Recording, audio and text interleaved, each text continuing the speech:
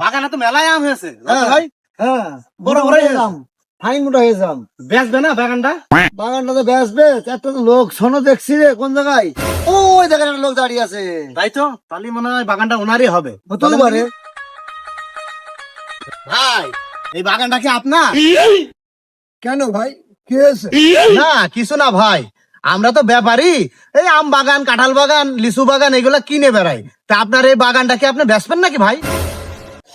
সুযোগ একটা পেয়েছি, এই সুযোগে আমগুলা বেচে কিছু টাকা কামিয়ে।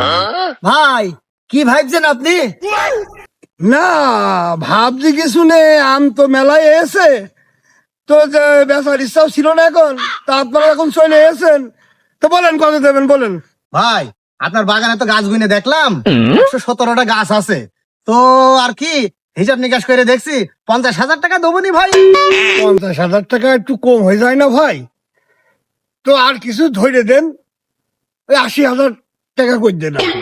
ভাই 80,000 না 50,000 নিয়েন, তারপরে আমি একটু বিবেচনা করে দেখি আমটাম ভাঙি লাভ বেশি হলে কিছু ধরে দেবো নি। হ্যাঁ ঠিকই বলেছে। হ্যাঁ ভাই ওই মেনে নিন।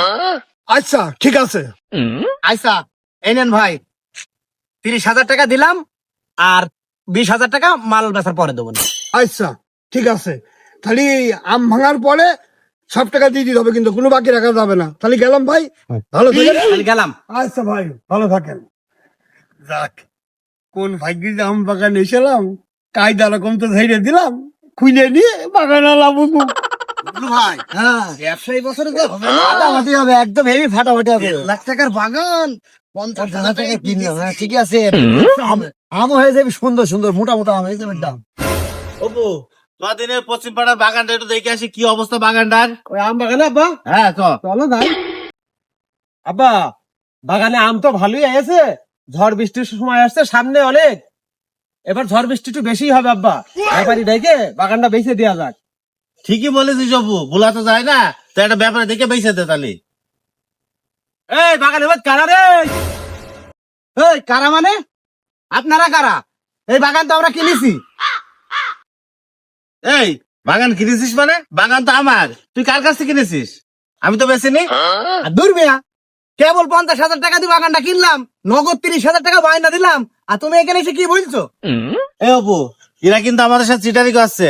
এই বাগান থেকে বেড়া, কার কাছ থেকে বাগান কিনিস না কিনিস দরকার নেই, বাগান আমার। বেড়া তাড়াতাড়ি বেড়া। বাগান আমাদের, আর তোমরা এসে কি চিটারি করতে? যা বাগান দিয়ে বেড়া, যা যা বেড়া। ভাই কাজটা কিন্তু